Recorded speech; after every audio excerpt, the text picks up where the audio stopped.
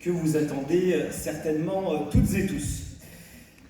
Mesdames et messieurs les élus, chers collègues, merci de votre présence nombreuse aujourd'hui pour certains à ce premier lancement de la saison culturelle. Mesdames et messieurs les représentants du monde culturel et associatif, je vous vois nombreux dans cette salle à récit brillant et surtout, chers Saint-Chamonaises, chers Saint-Chamonais, mais vraiment chers habitués de la saison culturelle de Saint-Chamond, parce que nous avons une saison culturelle qui touche les habitants et qui viennent chaque année de plus en plus nombreux. C'est un véritable plaisir de vous retrouver ce soir pour ouvrir cette nouvelle saison culturelle. Dans une ville comme la nôtre, ce rendez-vous compte beaucoup. Il nous rappelle que la culture n'est pas un supplément, elle est une force publique, un lien entre les générations, un facteur d'émancipation et un élément essentiel de la qualité de vie. Faire vivre une saison culturelle à Saint-Chamond, c'est faire un choix politique clair. Investir dans ce qui rassemble, dans ce qui élève, dans ce qui permet à chacun de découvrir, de comprendre et de s'émouvoir. C'est aussi affirmer que la culture doit être accessible à tous, dans tous les quartiers et pour tous les publics. Dans un contexte où les moyens sont parfois contraints, nous faisons le choix de maintenir une ambition culturelle à la hauteur de notre ville, la deuxième du département de la Loire quand même. Parce que la culture n'est pas une dépense, elle est un investissement dans la cohésion sociale, dans l'attractivité de notre territoire et surtout dans le vivre ensemble. Ça, c'est bien vrai. Cette saison a été construite et portée avec un objectif clair, celui d'un rayonnement positif. Son fil conducteur, mais Sandrine et Muriel y reviendront, le feel good. Une programmation qui fait du bien, qui apporte de la lumière, de l'énergie et de la joie. Une culture à la fois esthétiquement exigeante et profondément accessible, qui donne envie de revenir, de partager, de se retrouver. En ces temps où les incertitudes sont nombreuses, Saint-Chamond affirme que la culture est un espace de respiration, de bienveillance et de vitalité collective. Cette ambition, nous ne la portons pas seuls. Je veux saluer le travail remarquable des équipes municipales, parce que cette saison elle a été construite sous le mandat précédent. Des structures culturelles, des associations, des partenaires qui rendent cette programmation possible, et bien évidemment le service de la DAC, Muriel Sophonéa et toutes ses équipes. Je souhaite également remercier les membres du Conseil consultatif des seniors qui ont contribué à la réflexion autour de cette saison. Leur regard, leur expérience et leur engagement sont précieux, et Michel Frédière, qui avait les personnes âgées jusqu'à présent et les seniors, y tenait véritablement. Je salue aussi, et j'en profite, le Conseil consultatif de la jeunesse qui sont venus en nombre ce soir à cette présentation. Et d'ailleurs, dès la saison prochaine, nous aurons des actions spécifiques avec eux pour que nos spectacles touchent aussi les jeunes générations. D'ailleurs, quand on parle du Conseil consultatif des seniors, certains d'entre eux monteront sur scène cette année aux côtés des artistes, illustrant parfaitement notre volonté de faire de la culture un espace de participation et de partage.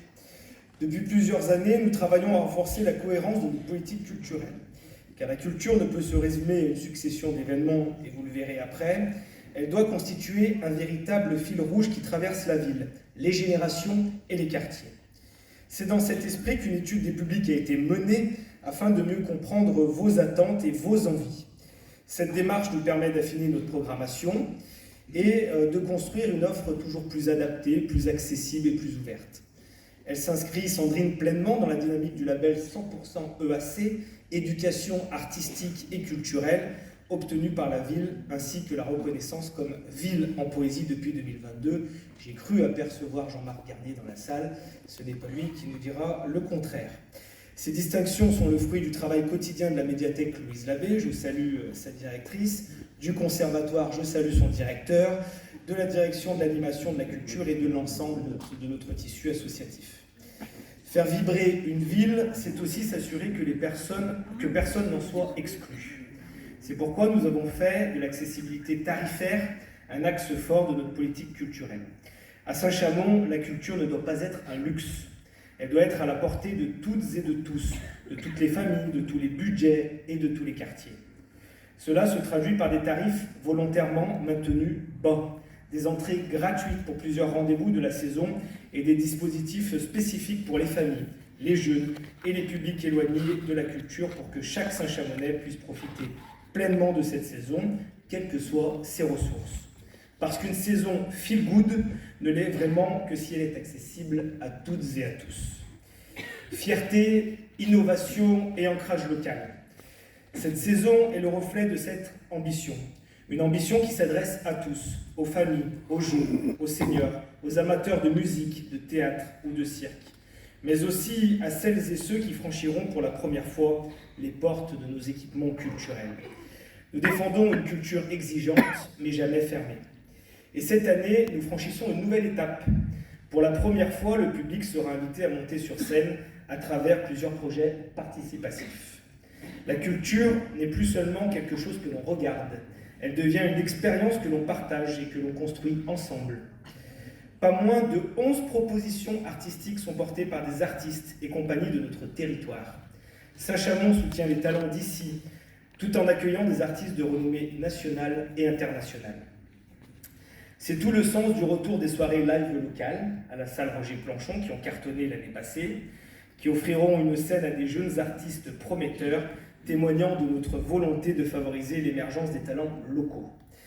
Permettez-moi maintenant et rapidement d'évoquer quelques-uns des temps forts qui rythmeront cette nouvelle édition, sans spoiler ce qui va se passer dans les prochaines minutes, mais vu qu'on a déjà déployé en ville des affiches, dès le mois de juillet, nous accueillerons Gravity End of My, compagnie internationale de cirque contemporain, 10 ans après son premier passage à Saint-Chamond, une ouverture de la saison spectaculaire qui promet de marquer les esprits. Du 23 au 30 septembre, la ville vibrera au rythme de la semaine de la culture urbaine, tous les acteurs culturels du territoire mobilisés autour d'un événement populaire, fédérateur et surtout intergénérationnel. Nous aurons également le plaisir d'accueillir, et comme vous l'avez certainement découvert en ville, Saint-Clair, une grande soirée-concert qui s'annonce comme l'un des rendez-vous majeurs de la saison. Donc, dès l'ouverture de la billetterie, à mon avis, les gens vont se jeter sur Saint-Clair. Donc, il faudra bien noter les dates qui seront annoncées dans quelques minutes. Cette saison sera aussi marquée par Offenbach en fête, projet EAC participatif, réunissant les scolaires, les seniors et le grand public d'une aventure artistique commune. D'ailleurs, un dossier de subvention est à court à Saint-Étienne Métropole. Tout d'abord, les mécanos qui construiront avec les habitants une création autour de l'histoire industrielle de notre commune, histoire industrielle forte de plus, parce que la culture est aussi un outil de transmission et de valorisation de notre mémoire collective. Redonner voix à ce patrimoine industriel, c'est honorer notre identité, mais surtout la transmettre aux générations futures. Ensuite, Despito Girl, proposé dans le cadre d'Octobre Rose, ce spectacle musical et solidaire contribuera à sensibiliser, à dédramatiser la maladie et à rendre hommage à toutes celles qui affrontent le cancer du sein avec courage. Ces rendez-vous, aux côtés du Festival de la rue des artistes, du Réunion Jazz, de la réouverture de l'espace Notre-Dame et des animations Parc en fête qui auront lieu au mois de juillet et d'août ici au Parc Nelson Mandela, dessinent une saison riche, diverse et profondément humaine.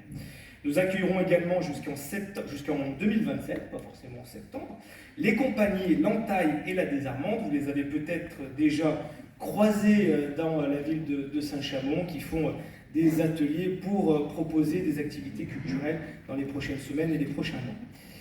Je veux enfin vous inviter à vivre pleinement cette saison. Venez découvrir, venez partager, venez vous laisser surprendre. Une saison culturelle réussie est une saison qui a créé des rencontres, qui suscite des émotions, qui nourrit la réflexion et laisse des souvenirs durables. C'est l'image même de la ville que nous voulons construire, une ville ouverte, dynamique, solidaire, humaine et tournée vers l'avenir. Je vous souhaite à toutes et à tous une agréable saison culturelle. Vive Saint-Chamond et surtout vive la culture à Saint-Chamond. Merci à toutes et à tous.